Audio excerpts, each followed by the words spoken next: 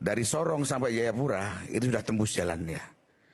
Dan saya Jujur Sandi kadang suka heran dengan para pengamat politik, para apa sih orang-orang yang kerja di pemerintahan yang dong kalau bicara tuh kayak asbun aja begitu, asal keluar tanpa ada data yang konkret. Seperti Bapak satu ini, tahu ini Bapak siapa? Beliau mengatakan bahwa sudah ada jalan tembus dari Sorong ke Jayapura. Saya tidak tahu jalan tembus mana yang Bapak maksud, coba Bapak tolong jelaskan.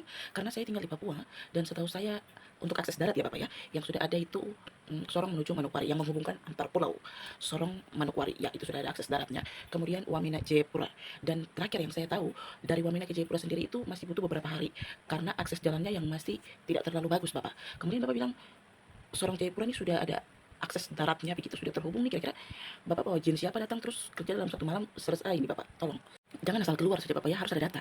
Kemudian yang kedua Bapak bilang bahwa film dokumenter ini nih adalah film provokasi, karena cuma melihat dari satu sisi saja tanpa melihat apa yang pemerintah sudah lakukan selama ini untuk Papua. Kira-kira apa ya Bapak ya?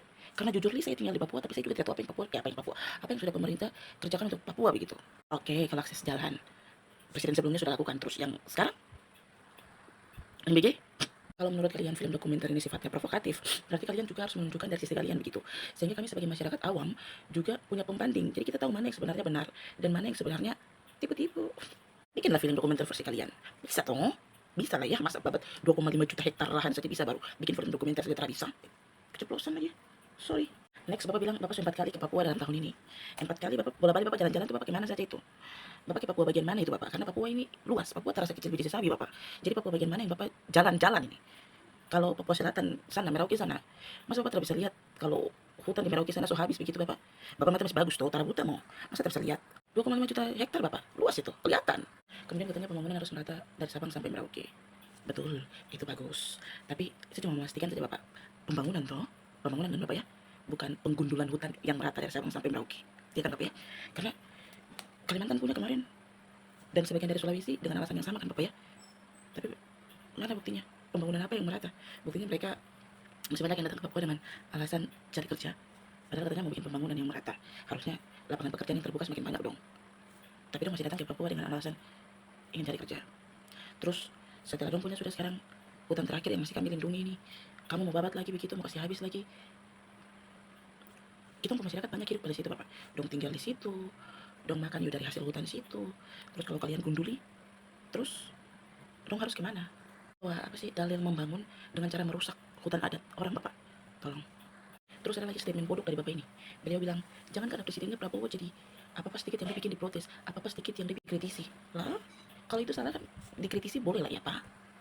For your information ya Bapak ya, saya adalah salah satu orang yang secara terbuka menyatakan bahwa saya memilih Bapak Prabowo pada pemilu kemarin. Ya, secara terbuka saya menyatakan itu, bisa dilihat dalam postingan-postingan saya juga Bapak. Hanya saja banyak kebijakan-kebijakan atau hal-hal yang terjadi setelah beliau menjabat yang bikin kami masyarakat pesta begitu, kayak kok bisa. Dan ya, seperti yang Anda katakan, di Indonesia ini sudah banyak masyarakat atau sudah banyak orang-orang pintarnya.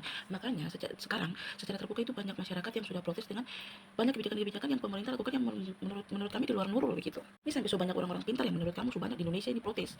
So banyak yang bersuara macam kamu tutup telinga begitu, macam kamu tidak mau dengar.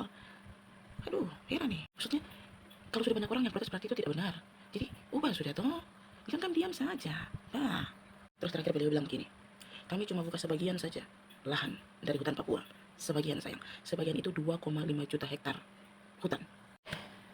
Kamu tak pikir masyarakat adat kah? Hutan itu dong rumah. Hutan itu kita mau selimut begitu. Jangan kamu tipu masyarakat adat dengan 200-300 ribu terus kamu potong ke hutan dengan berhektar-hektar. Tolong. Sekali lagi Bapak, sebagian hutan yang kalian buka yang Bapak maksud ini 2,5 juta hektar. 2,5 juta hektar Bapak. Itu besar. Juta loh.